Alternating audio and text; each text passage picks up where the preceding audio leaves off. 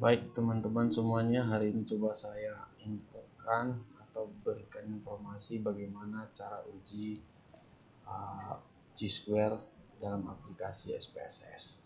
Semoga nanti video ini dapat membantu teman-teman untuk memudahkan memahami.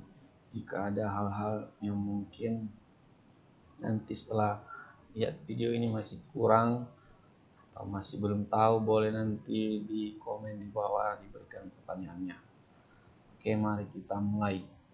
Nah, sebelum kita menguji SPSS, kita harus melihat judulnya dulu. Judulnya apa? Ini saya kasih coba satu judul. Nah, ini salah satu judul penelitian dengan judulnya hubungan dukungan sosial keluarga dengan tingkat kecemasan. Nah, judul ini mau kita uji hubungannya. Apakah ada hubungan dukungan sosial keluarga dengan tingkat kecemasan ibu? Nah, baik, coba akan kita berpindah ke master datanya. Nah, setelah dia membagi kuesioner, maka inilah semua hasil dari kuesioner dipindahkan ke dalam satu master data yang besar atau sering disebut master table. Nah, di sini saya akan mencoba menjelaskan. Ini nama master tabelnya, yaitu master tabel hubungan dukungan sosial dengan tingkat kecemasan pada ibu grafida trimester ketiga. Nah, yang warna kuning ini sudah kita kode K1 sampai K5. Nah, ini adalah karakteristik daripada responden. Nah, penjelasan tentang ini ada di bagian sebelah kanan. K1 itu umur, K2 itu pendidikan, K3 itu pekerjaan, dan seterusnya. Nah, di bagian tengah ini ada dua variabel. Nah, coba kita lihat. Ini adalah variabel pertama itu dukungan sosial keluarga, dan sebelah kanannya tingkat kecemasan. Nah, dukungan keluarga itu teman-teman ini sudah kita isi semua. Nah, ini jumlah pertanyaan daripada variabel dukungan sosial keluarga. Kalau kita lihat dari sini ada 12 pertanyaan khusus untuk dukungan sosial, dan untuk tingkat kecemasan ada 14 pertanyaan. Dengan ini yang satu-satu ini adalah jawaban daripada sampel kita terhadap instrumen yang kita berikan. Dan ini adalah TS, pengkodean TS itu artinya total score, total jawaban, dan K itu kita kategorikan dia. Nah, di sebelah kanan ini ada penjelasan bagaimana kita mengkategorikan dari TS tersebut. Contohnya untuk dukungan keluarga, jika di atas 7 kita kategorikan 2, artinya itu baik. Nah, ini teman-teman harus kita pahami sebelum kita melakukan pengujian ke SPSS.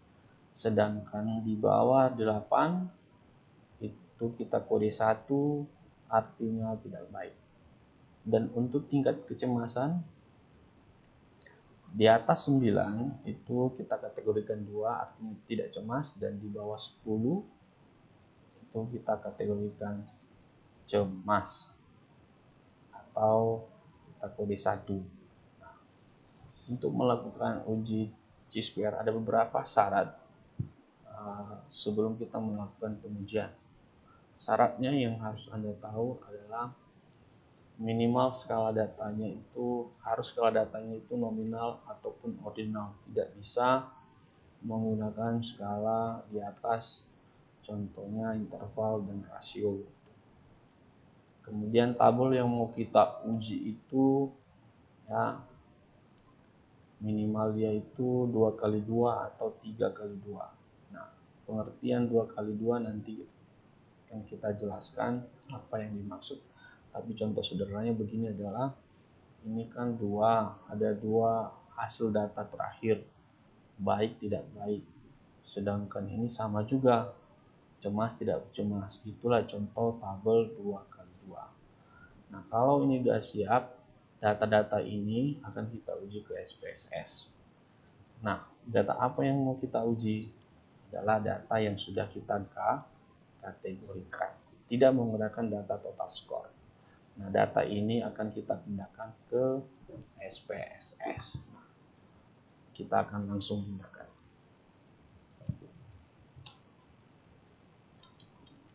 Ini tinggal copy paste, Ctrl C, lalu kita pindahkan ke SPSS. Ini sudah kita langsung buka SPSS-nya. Nah, ini di SPSS. Nah, kalau kita lihat, kalau bagi Anda pemula, untuk tampilan daripada SPSS, coba lihat pojok kiri sebelah bawah. Ini ada dua, data view dan variable view. Nah, ini harus Anda pahami, kita memberikan data kita itu di data view. Nah, artinya semua data-data dari hasil penelitian kita akan copy paste ke data view.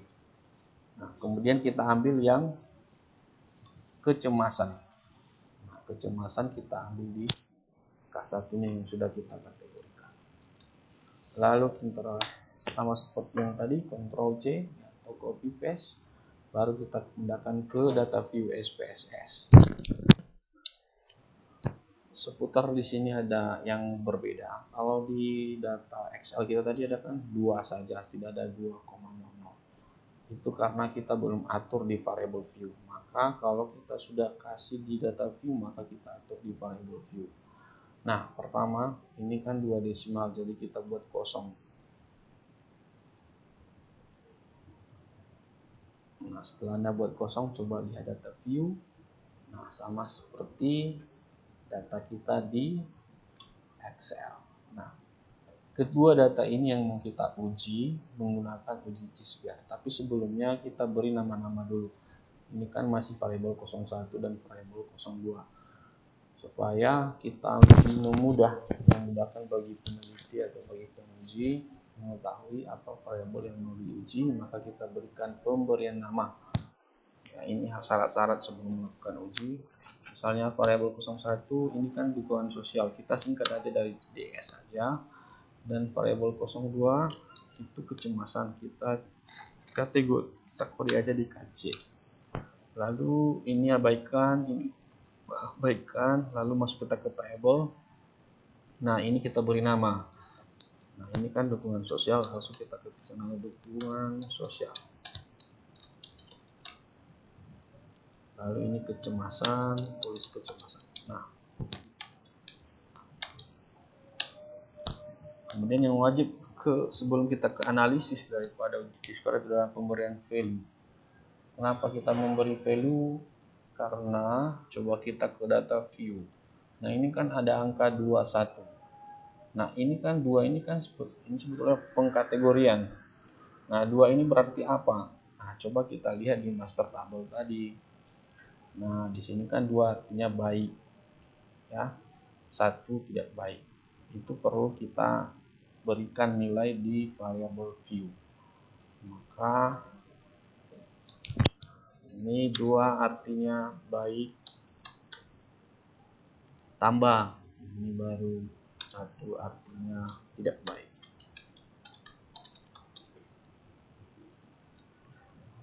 Oke, karena hanya 2 kategori maka itu saja baru oke. Kemudian kecemasan, ini salah tulis teman-teman. Kecemasan baru 2 artinya, coba kita lihat lagi kan lupa. Nah, 2 tidak cemas.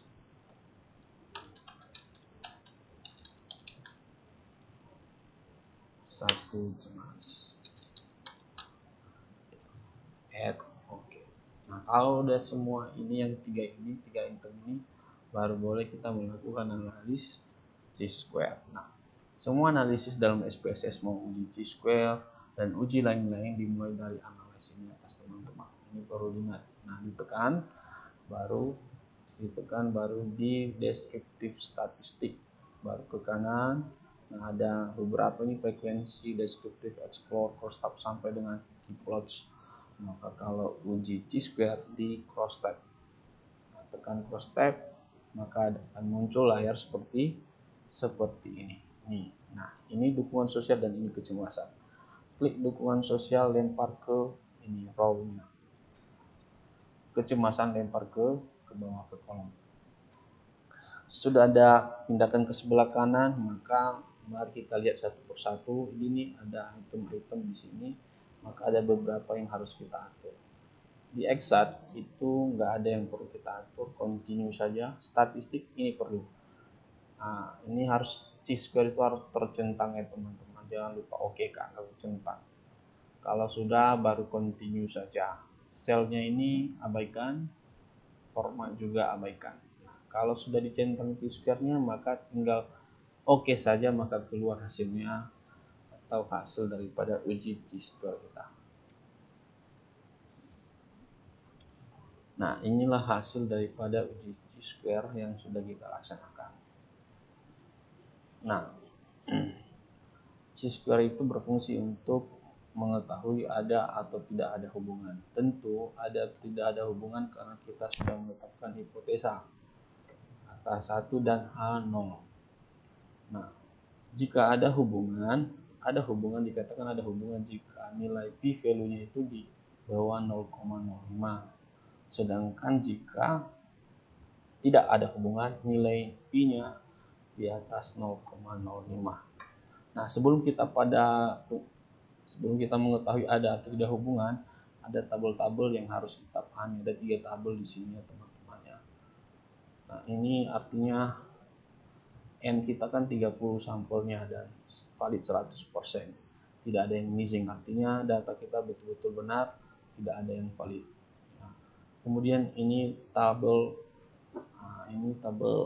cross tabulasi, artinya ini tabel untuk mengetahui bagaimana kecocokan dari yang kita uji tadi. Misalnya dukungan sosial baik. Dukungan sosial baik itu ada 9 orang. Dukungan sosial yang tidak baik itu ada 9 orang dan mengalami kecemasan sebanyak 9 orang. Sedangkan dukungan sosial yang baik ya, mayoritasnya ada 14 orang dan tidak cemas 14 orang. Nah, inilah tabel cross tabulasi. Yang paling penting di tabel chi-square sebetulnya ada di sini ya teman-teman, di percent chi-square. Kita akan melihat di sini asymptotal. Nah, ini kan ada 0,02. Artinya bahwa ini pasti di bawah dari 0,05. Berarti ada hubungan antara dukungan sosial dengan tingkat kecemasan. Nah, jadi di sini ya teman-teman, kita bisa membaca bahwa penelitian yang kita buat tadi itu hasilnya itu ada hubungan. Nah, hasil-hasil ini akan kita pindahkan ke bab 4 kalau kita melakukan penelitian, lalu kita akan menyimpulkan hasil dari situ dengan cara kita mendeskripsikan atau menarasikannya dengan baik. Nah, di bawah ini adalah sebetulnya informasi kalau pengujian kita itu sudah baik dan memenuhi kriteria daripada uji chi-square. Nah, biasanya kalau sudah memenuhi adalah ini ada sebuah informasi di bawah bahwa expected count less than 5, artinya itu tidak boleh di bawah dari 5. Kalau di bawah dari 5 itu tidak bisa dilakukan pengujian chi-square.